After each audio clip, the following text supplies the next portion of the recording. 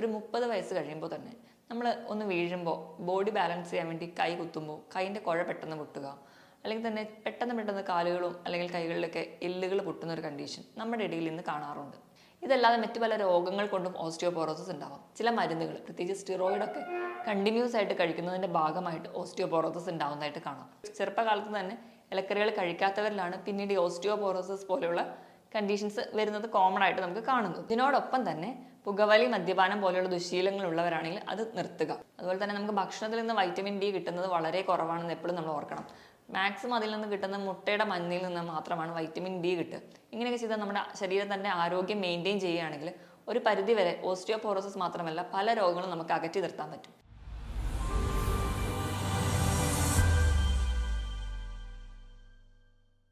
ഞാൻ ഡോക്ടർ പ്രിയ, Q1T health കെയറിലെ homoeopathic ഫിസിഷ്യനാണ്.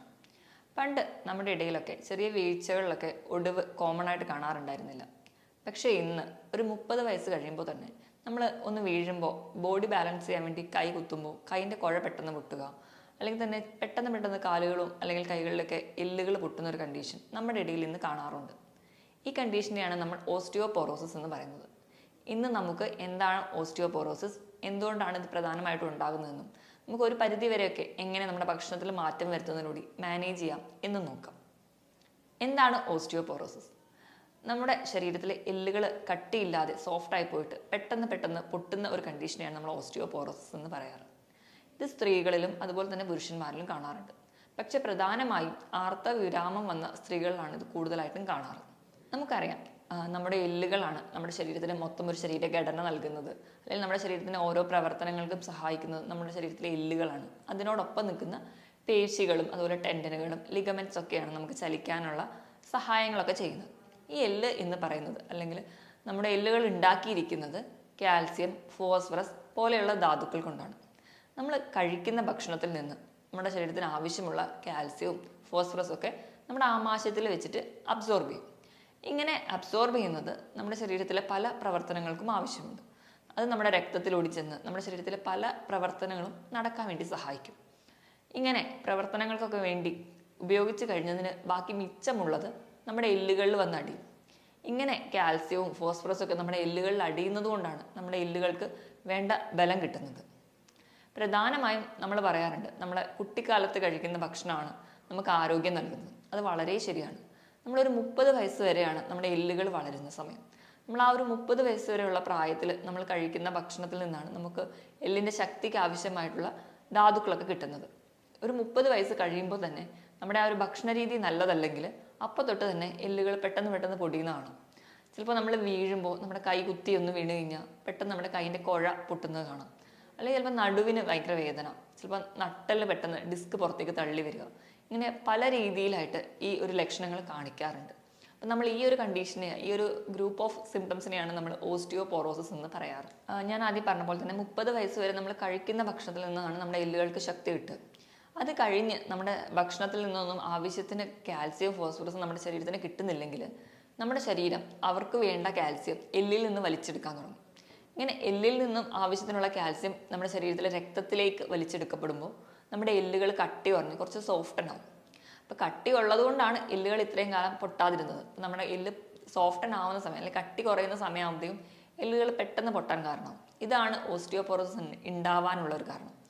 നമുക്ക് എല്ലുകൾ പൊട്ടിക്കഴിയുമ്പോൾ, അല്ലെങ്കിൽ നമ്മൾ വീഴുമ്പോൾ എല്ലുകൾ സ്ഥിരമായിട്ട് ഇങ്ങനെ ഒരു പൊട്ടൽ കാണിക്കുമ്പോൾ മാത്രമേ നമ്മൾ ഓസ്റ്റിയോപോറോസിസ് എന്നൊരു പറയുന്ന ഒരു കണ്ടീഷൻ നമുക്ക് ഉണ്ടെന്ന് തിരിച്ചറിയുള്ളൂ. അപ്പം ഇത് വരാതിരിക്കാൻ നമ്മുടെ ചെറുപ്പത്തിലെ നമ്മുടെ ഭക്ഷണ രീതി നല്ല രീതിയിൽ ചിട്ടപ്പെടുത്തുകയാണെങ്കിൽ ഒരു പരിധി വരെയൊക്കെ നമുക്ക് ഓസ്റ്റിയോപോറോസിസ് തടയാൻ പറ്റും. ഇനി എന്തൊക്കെ കാരണങ്ങൾ കൊണ്ടാണ് ഓസ്റ്റിയോപോറോസിസ് ഉണ്ടാകുന്നതെന്ന് നോക്കാം. ഏറ്റവും പ്രധാനപ്പെട്ട കാരണം അമിതവണ്ണമാണ്. അമിതവണ്ണമുള്ളപ്പോൾ നമുക്കറിയാം, നമ്മുടെ എല്ലുകൾക്കൊന്നും വേണ്ട രീതിയിൽ നമ്മുടെ ശരീരത്തിൻ്റെ ഭാരം താങ്ങാൻ പറ്റാതെ വരും. അങ്ങനെ വരുമ്പോൾ എല്ലിന് ഒരു ബലക്കുറവ് വരാം. അതുവഴി നമുക്ക് ഓസ്റ്റിയോപോറോസിസ് വരാം. ഇത് കൂടാതെ പ്രായമാകുമ്പോൾ ഞാൻ നേരത്തെ പറഞ്ഞതുപോലെ ഭക്ഷണ രീതിയിൽ വേണ്ടത്ര കാൽസ്യം ഒന്നും ഇല്ലെങ്കിലും ഓസ്റ്റിയോപോറോസിസ് വരാം. ഇതല്ലാതെ മറ്റു പല രോഗങ്ങൾ കൊണ്ടും ഓസ്റ്റിയോപോറോസിസ് ഉണ്ടാവാം. ഹൈപ്പോതൈറോയിഡിസം, തൈറോയ്ഡ് ഗ്രന്ഥിക്ക് എന്തെങ്കിലും രോഗങ്ങൾ ബാധിച്ചാൽ അതുമൂലം ഓസ്റ്റിയോപോറോസിസ് ഉണ്ടാവും. ചില മരുന്നുകൾ, പ്രത്യേകിച്ച് സ്റ്റിറോയിഡൊക്കെ കണ്ടിന്യൂസ് ആയിട്ട് കഴിക്കുന്നതിൻ്റെ ഭാഗമായിട്ട് ഓസ്റ്റിയോപോറോസിസ് ഉണ്ടാവുന്നതായിട്ട് കാണാം. അതുപോലെ തന്നെ നമ്മൾ പുകവലി, മദ്യപാനം പോലെയുള്ള ദുശീലങ്ങളുള്ളവരാണെങ്കിൽ അത് ഈ ഓസ്റ്റിയോപോറോസിസ് കണ്ടീഷന് ഒരു കാരണമാകാറുണ്ട്. പുകവലി നമുക്കറിയാം നമുക്ക് ശരീരത്തിന് യാതൊരുവിധ ഗുണങ്ങളും ചെയ്യില്ല. നമ്മുടെ ശരീരത്തിലെ രക്തക്കൊഴലുകളൊക്കെ ചുരുങ്ങി പോകാൻ കാരണമാകുന്നത് ഈ പുകവലിയിലുള്ള നിക്കോട്ടിൻ എന്ന് പറയുന്ന കണ്ടന്റാണ്. ശരീരത്തിനും അതുപോലെ നമ്മുടെ എല്ലുകൾക്കും വേണ്ട രക്തമൊന്നും പമ്പ് ചെയ്യാൻ പറ്റാതെ വരിക. അങ്ങനെ വരുമ്പോൾ അതിൻ്റെ വളർച്ചയെ ബാധിക്കുക. അതുവഴി നമുക്ക് എല്ലുകളുടെ വളർച്ച കുറയുന്നതായിട്ട് കാണാം. ചില ജനിതക രോഗങ്ങൾ കൊണ്ട് ഉണ്ടാവാറുണ്ട്. അതുപോലെ നമ്മൾ ഹൈ കലോറി ഫുഡ് കഴിക്കുകയാണെങ്കിൽ, അതായത് നമ്മൾ മധുര പലഹാരങ്ങളും മധുര പാനീയങ്ങളൊക്കെ അധികം കഴിക്കുകയാണ്. അപ്പോൾ നമ്മൾ വേണ്ട രീതിയിൽ നമുക്ക് ശരീരത്തിന് ആവശ്യമായിട്ടുള്ള കാൽസ്യം ഒക്കെ കഴിക്കാതെ വരികയാണെങ്കിലും നമുക്ക് ഓസ്റ്റിയോപോറോസിസ് പെട്ടെന്ന് ഉണ്ടാവുന്നതായിട്ട് കാണാം. ഇതുപോലെ തന്നെ ആർത്തവവിരാമം വരുമ്പോൾ നമ്മുടെ ശരീരത്തിൽ സ്ത്രീകളുടെ കാണുന്ന ഹോർമോണാണ് ഈസ്ട്രോജൻ. ആർത്തവം നിൽക്കുന്നതോടെ ഈ ഹോർമോൺ കുറയുകയും ഇതുവഴിയും എല്ലിൻ്റെ കട്ടി കുറയുന്നതായിട്ട് കാണാം. ഇതിനെല്ലാം പുറമെ ഏറ്റവും പ്രധാനപ്പെട്ട ഒരു കാരണമാണ് നമ്മൾ ആവശ്യത്തിന് വെയിൽ കൊള്ളുന്നില്ല. വെയിൽ കൊണ്ടില്ലെങ്കിൽ എങ്ങനെയാണ് ഓസ്റ്റിയോപോറോസിസ് വരുന്നത്? നമ്മൾ വെയിൽ കൊള്ളുമ്പോൾ നമ്മുടെ ശരീരത്തിൽ ഉണ്ടാകുന്ന വൈറ്റമിനാണ് വൈറ്റമിൻ ഡി. നമ്മുടെ ശരീരത്തിൽ നമ്മൾ എത്ര ഭക്ഷണത്തിലൂടെ കാൽസ്യം കഴിച്ചാലും അത് നമ്മുടെ ശരീരത്തിൽ ആഗീകരണം ചെയ്യണമെങ്കിൽ വൈറ്റമിൻ ഡി വേണം. അപ്പം നമ്മൾ ഇന്നത്തെ ഒരു ജീവിതശൈലിയിൽ നമ്മൾ ഫുൾ വെയിലൊന്നും കൊള്ളാതെ വണ്ടിയിൽ തന്നെ യാത്ര ചെയ്യുക, അല്ലെങ്കിൽ മുറ്റത്തോടെ ഒന്നും ഇറങ്ങാതിരിക്കുക, അങ്ങനത്തെ ഒരു ലൈഫ് സ്റ്റൈലൊക്കെ ആകുമ്പോൾ നമുക്ക് വേണ്ടത്ര രീതിയിൽ വൈറ്റമിൻ ഡി കിട്ടാതെ വരും. വൈറ്റമിൻ ഡി കിട്ടാത്തത് കൊണ്ട് തന്നെ കാൽസ്യം ശരീരത്തിൽ ആവശ്യത്തിന് അബ്സോർബ് ചെയ്യാൻ പറ്റാതെ വരും. അതുവഴിയും നമുക്ക് ഓസ്റ്റിയോപോറോസിസ് ഉണ്ടാവാം. അതുപോലെ തന്നെ വ്യായാമക്കുറവ്. നമ്മൾ ഒരു അവയവങ്ങൾ ഉപയോഗിക്കുമ്പോൾ മാത്രമേ അതിൻ്റെ പ്രവർത്തനം കുറച്ചും കൂടി മെച്ചപ്പെടുള്ളൂ. നമ്മൾ നല്ലോണം ഭക്ഷണമൊക്കെ കഴിക്കുന്നുണ്ട്, ബോഡി വെയിറ്റ് ഒക്കെ ആവശ്യത്തിനുണ്ട്, പ്രത്യേകിച്ച് വ്യായാമം ഒന്നും ഇല്ലെങ്കിൽ നമ്മുടെ ശരീരത്തിന് പ്രത്യേകിച്ച് ഒരു എക്സസൈസ് കൊടുക്കാതിരുന്നു കഴിഞ്ഞാലും അതിന് വേണ്ടത്ര ബലം കിട്ടാതെ വരും. അതുവഴിയും നമുക്ക് ഓസ്റ്റിയോപോറോസിസ് പോലെയുള്ള കണ്ടീഷൻസ് ഉണ്ടാവാറുണ്ട്. നമ്മുടെ ശരീരത്തിൽ ഒരു ദിവസം വേണ്ട കാൽസ്യത്തിൻ്റെ അളവ് എന്ന് പറഞ്ഞാൽ 1 ഗ്രാമാണ്. 1 ഗ്രാം എന്ന് പറഞ്ഞാൽ ഏകദേശം 1000 മില്ലിഗ്രാം മുതൽ ഒരു 1200 മില്ലിഗ്രാം വരെ കാൽസ്യമാണ് നമുക്ക് ഒരു ദിവസം വേണ്ടത്. ഇനി നമുക്ക് ഓസ്റ്റിയോപോറോസിസ് ഉണ്ടാകുന്നതിൻ്റെ ലക്ഷണങ്ങൾ എന്തൊക്കെയാണെന്ന് നോക്കാം. ഏറ്റവും പ്രധാന ലക്ഷണവും ഏറ്റവും കോമൺ ആയിട്ട് കാണുന്നത്, നമ്മൾ വീഴുമ്പോൾ ചെറുതായിട്ടൊന്ന് വീണാൽ പോലും പെട്ടെന്ന് അവിടെ ബാധിക്കുന്ന ആ ഒരു അസ്ഥികൾക്ക് അല്ലെങ്കിൽ സന്ധികൾ പൊട്ടുക. ഇവ ഞാൻ നേരത്തെ പറഞ്ഞതുപോലെ കൈ കുത്തി വീണാൽ പെട്ടെന്ന് കൈയിൻ്റെ കുഴ പൊട്ടുക. ചിലപ്പോൾ കുറച്ച് പ്രായമായവരൊക്കെ ആണെങ്കിൽ ബാത്റൂമിലൊക്കെ തെന്നി വീണ് കഴിഞ്ഞാൽ പെട്ടെന്ന് കാലിന് ഒടിവ് വരിക. എല്ലുകൾ പൊട്ടുന്ന ഒരു കണ്ടീഷനായിട്ടാണ് കൂടുതലും കാണിക്കുക. ഇത് കൂടാതെ തന്നെ നമുക്ക് ചെറിയ തോതിൽ നമ്മുടെ ഹൈറ്റിന് കുറവ് വരുന്ന പോലെ കാണും. അതിന് പ്രധാന കാരണം എന്ന് പറഞ്ഞു കഴിഞ്ഞാൽ നമുക്കറിയാം, നമ്മുടെ കശേരുകളുടെ ഇടയിൽ ഡിസ്ക് എന്ന് പറയുന്ന ഒരു അവയവമുണ്ട്. അതായത് ഇവയാണ് ഷോക്ക് അബ്സോർബറായിട്ട് നമ്മളെ സഹായിക്കുന്നത്. ഇപ്പം നമ്മൾ വണ്ടിയിലോ അല്ലെങ്കിൽ പ്രത്യേകിച്ച് ഓട്ടോയിലൊക്കെ യാത്ര ചെയ്യുമ്പോൾ പെട്ടെന്ന് ഗട്ടറിൽ വീഴുമ്പോൾ ചിലർ പറയാറുണ്ട്, അയ്യോ കഠിനമായ നടുവേദന വന്നു. ഈ ഒരു സമയത്ത് നമ്മുടെ കശേരുകളുടെ ഇടയിലുള്ള ഡിസ്കുകൾ പുറത്തേക്ക് വരുന്നതാണ്. ഇങ്ങനെ ഓസ്റ്റിയോപോറോസിസ് പോലെയുള്ള കണ്ടീഷനുള്ളവർക്ക് ഈ ഡിസ്ക് ബൾജ് കൂടുതലായിട്ട് കാണാം. ഇതിൻ്റെ ഭാഗമായിട്ട് അവർ ഹൈറ്റിൽ നേരിയ വ്യത്യാസം കാണാറുണ്ട്. അതുപോലെ തന്നെ നമ്മുടെ നെഞ്ചിൻ്റെ ഭാഗത്ത് ലെങ്സിൻ്റെ ഭാഗത്തുള്ള അസ്ഥികൾക്കും അതുപോലെ തന്നെ മസിൽസിനൊക്കെ വേദന വരിക, അല്ലെങ്കിൽ ആ ഒരു ഭാഗത്ത് കൂനലായിട്ട് പ്രസൻറ്റ് ചെയ്യുക. ഇങ്ങനെ നമ്മുടെ കൈകാലുകൾക്ക് വേദന, അല്ലെങ്കിൽ കുറച്ച് നടക്കുമ്പോഴേക്കും ഒരു ബലക്കുറവ്, ഇപ്പം എന്തെങ്കിലും ഒരു വസ്തുക്കളൊക്കെ എടുക്കണമെങ്കിൽ നമ്മുടെ കൈക്കൊരു ശക്തി ഇല്ലാത്ത പോലെ തോന്നുക, പെട്ടെന്നുണ്ടാകുന്ന മുട്ടുവേദന, നടുവേദന പോലെയുള്ള സന്ധി വേദനകൾ, ഇതൊക്കെ ഓസ്റ്റിയോപോറോസിസിൻ്റെ ഒരു ലക്ഷണമാണ്. ഇതോടൊപ്പം തന്നെ നമുക്ക് ശരീരത്തിന് ആസകലം വേദന വരിക, രാവിലെ എണീക്കുമ്പോൾ തന്നെ കഠിനമായ ക്ഷീണം, ജോലിയൊന്നും ചെയ്യാൻ തോന്നാത്തൊരവസ്ഥ, എല്ലുകൾക്ക് വേദന, അതുപോലെ നമ്മുടെ സന്ധികളുടെ വേദന മാറി മാറി വരുന്നത് കാണാം. ചിലപ്പോൾ കൈകൾക്കായിരിക്കും വേദന, കൈൻ്റെ വിരലുകൾക്കായിരിക്കും വരിക, ചിലപ്പോൾ അത് കാലിലെ സന്ധിയിലേക്ക് വരാം. ഇങ്ങനെ വേദന വിട്ടുമാറാത്തൊരവസ്ഥ, ഇതൊക്കെ ഓസ്റ്റിയോപോറോസിസിൻ്റെ ഭാഗമായിട്ട് ഇന്ന് പലരിലും കാണുന്ന ലക്ഷണങ്ങൾ മാത്രമാണ്. ഇനി നമുക്ക് ഇങ്ങനെ ഓസ്റ്റിയോപോറോസിസ് പോലെയുള്ള കണ്ടീഷൻ നമുക്ക് ഉണ്ടെങ്കിൽ നമുക്കത് എങ്ങനെ തിരിച്ചറിയാം, അതിന് നമ്മൾ എന്തൊക്കെ ടെസ്റ്റുകളാണ് ചെയ്യുന്നത് നോക്കാം. ഏറ്റവും പ്രധാനമായിട്ട് ഇപ്പം ഇങ്ങനെ ഒരു കേസൊക്കെ തോന്നുകയാണെങ്കിൽ നമ്മൾ കാൽസ്യത്തിൻ്റെ ലെവൽ രക്തത്തിൽ നോക്കും. അതിനോടൊപ്പം തന്നെ നമ്മൾ വൈറ്റമിൻ ഡി രക്തത്തിൽ എത്രയുണ്ട് എന്ന് നോക്കും. ഇത് രണ്ടും ലെവൽ നോർമൽ ആണെങ്കിൽ അതൊരിക്കലും ഓസ്റ്റിയോപോറോസിസ് ആയിരിക്കില്ല. പക്ഷേ ഇത് കുറവാണെങ്കിലാണ് നമ്മൾ ഓസ്റ്റിയോപോറോസിസ് പോലെയുള്ള കണ്ടീഷൻസ് നോക്കാറ്. ഇതിനോടൊപ്പം തന്നെ ഇപ്പോൾ ഡിസ്കിനൊക്കെ കംപ്ലൈൻറ്റ് ഉണ്ടോ എന്ന് അറിയാൻ വേണ്ടിയിട്ട് എക്സ്റേ എടുത്ത് നോക്കാറുണ്ട്. ഇതിനെല്ലാം പുറമെ നമ്മൾ ഒരു കൺഫേം ചെയ്യാൻ വേണ്ടിയിട്ട് ചെയ്യുന്നത് ഡെക്സാ സ്കാനാണ്. അതായത് ബോൺ മിനറൽ ഡെൻസിറ്റി നോക്കാനാണ്. ഇപ്പോൾ നമ്മൾ പെട്ടെന്ന് വീഴുമ്പോഴൊക്കെ പെട്ടെന്ന് ഒടിവുണ്ടാവുക, ഇങ്ങനത്തെയുള്ള കണ്ടീഷൻസ് ഒക്കെ ഉള്ളവരെ നമ്മൾ തീർച്ചയായിട്ടും ഡെക്സാ സ്കാനിന് വിടാറുണ്ട്. അതുപോലെ തന്നെ 65 വയസ്സിന് ശേഷമുള്ളവർക്ക് വിട്ടുമാറാത്ത നടുവേദന, അതുപോലെ പെട്ടെന്നുണ്ടാകുന്ന ഒടിവുകൾ, ഇതൊക്കെ സ്ഥിരമായിട്ട് നിൽക്കുകയാണെങ്കിൽ അവരെ ഒന്ന് റൂൾ ഔട്ട് ചെയ്യാൻ വേണ്ടി തന്നെ ഒരു 65 വയസ്സിന് ശേഷം എല്ലാവർക്കും തന്നെ ഇന്ന് ഡെക്സാ സ്കാൻ എടുക്കുന്നുണ്ട്. അപ്പം ഇതിലൂടെ നമുക്ക് ബോണിൻ്റെ മിനറൽ ഡെൻസിറ്റി കണ്ടുപിടിക്കാനും പറ്റും. അതുവഴി നമുക്ക് ഓസ്റ്റിയോപോറോസിസ് ആണോ എന്ന് ഉറപ്പുവരുത്താനും പറ്റും. ഇനിയിപ്പോൾ ഓസ്റ്റിയോപോറോസിസ് ആണെങ്കിൽ തന്നെ നമുക്കത് എങ്ങനെയൊക്കെ മാനേജ് ചെയ്യാമെന്ന് നോക്കാം. ഏറ്റവും പ്രധാനമായിട്ട് നമ്മുടെ ജീവിതശൈലിയിലൊക്കെ വരുത്തേണ്ട മാറ്റങ്ങൾ എന്തൊക്കെയാണെന്ന് നോക്കാം. അപ്പോൾ നമ്മൾ കഴിക്കുന്ന ഭക്ഷണം, അതിൽ വരുത്തേണ്ട മാറ്റങ്ങൾ ആദ്യം നമുക്ക് നോക്കാം. ഞാൻ പറഞ്ഞതുപോലെ 30 വയസ്സ് വരെയാണ് നമ്മുടെ എല്ലുകളൊക്കെ വളർച്ച പൂർണ്ണമാകുന്നത്.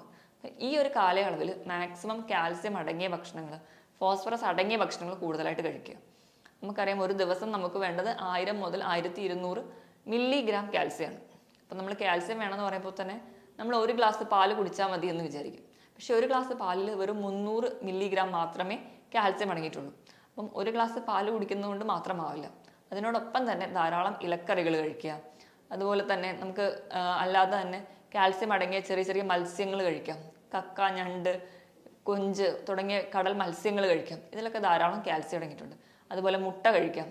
അതുപോലെ തന്നെ പാലിൻ്റെ ഐറ്റംസ് ആയിട്ടുള്ള തൈര്, മോര് തുടങ്ങിയ ഭക്ഷണങ്ങൾ സ്ഥിരമായിട്ട് ഉൾപ്പെടുത്തുകയാണെങ്കിൽ ഒരു പരിധി വരെയൊക്കെ നമുക്ക് കാൽസ്യം നമ്മുടെ ശരീരത്തിന് ലഭിക്കുന്നതാണ്. പ്രത്യേകിച്ച് നമുക്കറിയാം കുട്ടികളൊക്കെ ഇലക്കറികൾ കഴിക്കാൻ ഭയങ്കര മടിയായിരിക്കും. ഇങ്ങനെ ചെറുപ്പകാലത്ത് തന്നെ ഇലക്കറികൾ കഴിക്കാത്തവരിലാണ് പിന്നീട് ഓസ്റ്റിയോപോറോസിസ് പോലെയുള്ള കണ്ടീഷൻസ് വരുന്നത് കോമൺ ആയിട്ട് നമുക്ക് കാണുന്നത്. ഇതിനോടൊപ്പം തന്നെ പുകവലി, മദ്യപാനം പോലെയുള്ള ദുശീലങ്ങൾ ഉള്ളവരാണെങ്കിൽ അത് നിർത്തുക. അതോടൊപ്പം തന്നെ വൈറ്റമിൻ ഡി കിട്ടാൻ വേണ്ടിയിട്ട് ദിവസവും ഒരു 10 മിനിറ്റെങ്കിലും രാവിലെ 10 മണി മുതൽ ഉച്ചയ്ക്ക് 1 മണി വരെയുള്ള സൂര്യപ്രകാശം കൊള്ളാൻ വേണ്ടി ശ്രദ്ധിക്കുക. അപ്പം നമുക്ക് ഡയറക്റ്റ് ആയിട്ട് ഫേസിൽ വീഴാത്ത രീതിയിൽ നമ്മുടെ സ്കിന്നിലോ നമ്മുടെ കയ്യിലോ കാലിലോ ഒക്കെ വെയിൽ കൊള്ളാൻ വേണ്ടി ശ്രദ്ധിക്കുക. ഇപ്പം തീരെ സമയമില്ലെങ്കിൽ അറ്റ്ലീസ്റ്റ് നമ്മുടെ വീടിൻ്റെയൊക്കെ ബാൽക്കണിയിൽ നിന്നിട്ടെങ്കിലും സ്ഥിരമായിട്ട് ഇളം വെയിൽ കൊള്ളുന്നത് നമുക്ക് നല്ലതാണ്. ഇങ്ങനെ വൈറ്റമിൻ ഡി ഉണ്ടെങ്കിൽ മാത്രമേ നമുക്ക് ശരീരത്തിൽ നിന്ന് കാൽസ്യം അബ്സോർബ് ചെയ്യാൻ പറ്റുള്ളൂ. അമിതവണ്ണമുള്ളവരൊക്കെ ആണെങ്കിൽ ശരീരഭാരം നിയന്ത്രിക്കാൻ വേണ്ടി ശ്രദ്ധിക്കുക. നമുക്ക് ആവറേജ് വേണ്ട ബോഡി വെയിറ്റ് എത്രയാണെന്ന് കാൽക്കുലേറ്റ് ചെയ്ത് അതിനനുസരിച്ച് മാത്രം ബോഡി വെയിറ്റ് കൊണ്ടുപോകാൻ വേണ്ടി ശ്രദ്ധിക്കുക. ഓവർ വെയിറ്റ് ഒക്കെ ഉള്ളവരാണെങ്കിൽ സ്ഥിരമായിട്ട് നമുക്ക് വ്യായാമം ചെയ്യുക. നമ്മുടെ ഹാർട്ട് റേറ്റ് കൂടുന്ന രീതിയിലുള്ള വ്യായാമങ്ങൾ ചെയ്യാം. എയറോബിക് എക്സസൈസുകൾ ചെയ്യാം, ജോഗിങ് ചെയ്യാം, നീന്തൽ, അതുപോലെ തന്നെ സൈക്ലിംഗ് തുടങ്ങിയ വ്യായാമങ്ങൾ സ്ഥിരമായിട്ട് ചെയ്യാം. ആഴ്ചയിൽ 5 ദിവസമെങ്കിലും 45 മിനിറ്റ് മുതൽ 1 മണിക്കൂർ വരെ സ്ഥിരമായിട്ട് വ്യായാമം ചെയ്യുകയാണെങ്കിൽ നമുക്കൊരു പരിധിവരെ എല്ലുകളുടെ ബലവും കൂടാൻ പറ്റും. അതുപോലെ തന്നെ നമ്മുടെ ശരീരഭാരം നിയന്ത്രിക്കാനും പറ്റും. അപ്പം ഞാൻ ഈ പറഞ്ഞ രീതിയിലെല്ലാം ഭക്ഷണം കൂടുതലായിട്ട് ശ്രദ്ധിച്ച് കഴിക്കാൻ വേണ്ടി ശ്രദ്ധിക്കുക. അതുപോലെ തന്നെ നമുക്ക് ഭക്ഷണത്തിൽ നിന്ന് വൈറ്റമിൻ ഡി കിട്ടുന്നത് വളരെ കുറവാണെന്ന് എപ്പോഴും നമ്മൾ ഓർക്കണം. മാക്സിമം അതിൽ നിന്ന് കിട്ടുന്ന മുട്ടയുടെ മഞ്ഞയിൽ നിന്ന് മാത്രമാണ് വൈറ്റമിൻ ഡി കിട്ടുക. മാക്സിമം നമ്മൾ വെയിൽ കൊള്ളുക. അതുപോലെ തന്നെ ദിവസം ഒരു 2 മുതൽ 3 ലിറ്ററോളം വെള്ളം കുടിക്കുക. ഇങ്ങനെയൊക്കെ ചെയ്താൽ നമ്മുടെ ശരീരത്തിൻ്റെ ആരോഗ്യം മെയിൻറ്റെയിൻ ചെയ്യുകയാണെങ്കിൽ ഒരു പരിധിവരെ ഓസ്റ്റിയോപോറോസിസ് മാത്രമല്ല പല രോഗങ്ങളും നമുക്ക് അകറ്റി നിർത്താൻ പറ്റും. മറ്റൊരു ഹെൽത്ത് ടോപ്പിക്കുമായിട്ട് വീണ്ടും കാണുന്നത് വരെ നന്ദി.